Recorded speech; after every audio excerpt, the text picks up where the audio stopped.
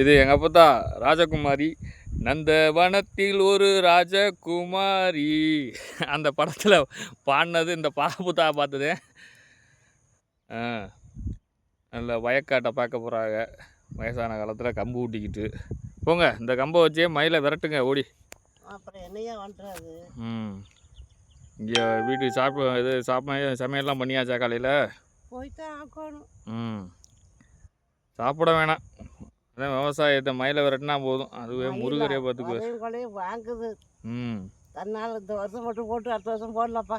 விவசாயம் பண்ணலை மயிலுக்கு பயந்து. நீ தான் பேசுறியாமுல அப்புறம் என்ன போட வேண்டாம். ஆமாம், அவர் காலையில் 6 மணிக்கு வர்றாரு அப்பா, நைட்டு 7 மணிக்கு வீட்டுக்கு வர்றாரு. அப்படித்தான் எல்லாரும் மாடு ஆடு எல்லாத்தையும் பார்க்கறது பாவம் வீட்டு ஆளுங்க 2 பேருக்கு. சரி, நீ இந்த மஞ்சள் மாடை கட்டிக்கிறதுக்கு இன்னும் பொண்ணை கட்டிக்க.